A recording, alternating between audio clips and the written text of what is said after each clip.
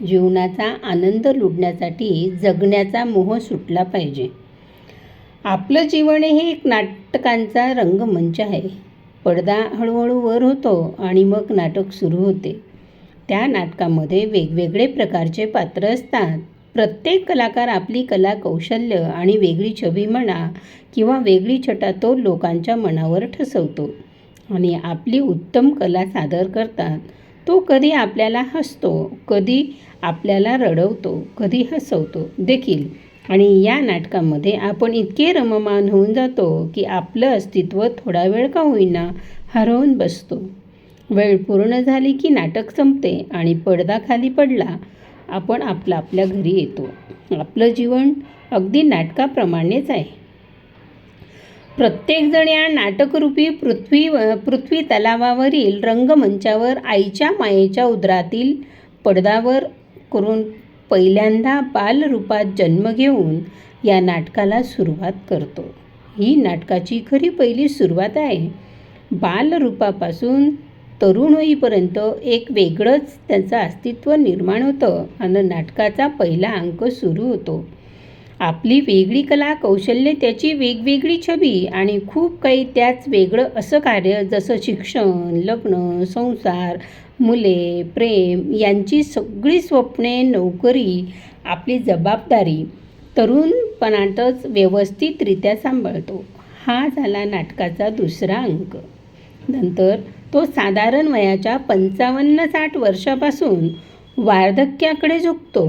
त्याचं पुढील आयुष्य कुणाचं मुलामुलींवर अवलंबून किंवा स्वतःच्या स्वकमाईची त्याची जमापुंजी, पेन्शन वगैरे असं त्याचं आयुष्य साधारण 90-95 पर्यंत कुणी अपवादही असतो. त्याचं वय यापुढेही असतं. नाटकाचा हा तिसरा अंक. आणि मग येतो काळाचा, मृत्यूचा पडदा. तो एकदा पडला की आयुष्य संपलं. मग उरतो तो हाडांचा आणि राखेचा, जमिनीमध्ये मिसळून अथवा पाण्यामध्ये विरघळून जाण्याचा तो क्षण. पडदा उघडला, आपलं नाटक सुरू झालं, आपली कला सादर केली, आपलं नाटक संपलं, पडदाच पडला. मानवाचे हे अस्तित्व क्षणभंगूर असतं. म्हणून आयुष्य प्रेमाने, आपुलकीने, माणुसकीने जगा. आयुष्य खूप सुंदर आहे. त्याचा सदुपयोग करा. प्रत्येकाची सुखाची व्याख्या वेगवेगळी असते.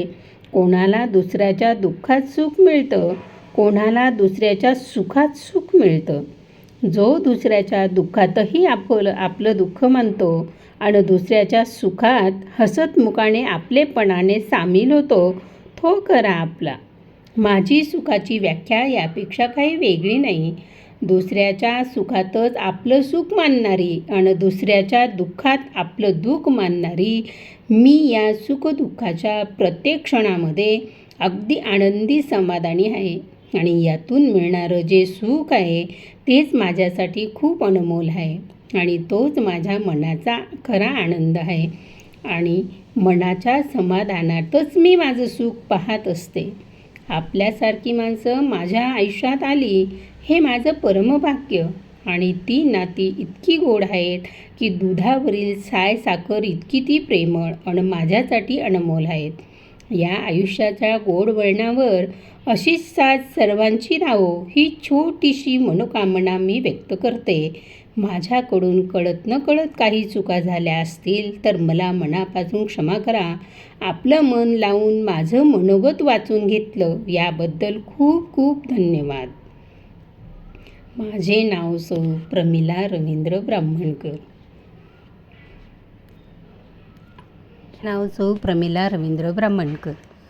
प्रमिला छंद, प्रमिला ब्राह्मणकर 2 चॅनल आहेत. सबस्क्राईब करा, लाईक करा, शेअर करा. कुठला व्हिडिओ आवडला ते बघा. कुठे कुठे गेले व्हिडिओ ते मला बघू दे. माझे चॅनल तुम्हाला कसं वाटलं ते कमेंट बॉक्समध्ये कळवा. आपल्या मित्रमैत्रिणींनाही सांगा. माझे नाव सौ प्रमिला रवींद्र ब्राह्मणकर.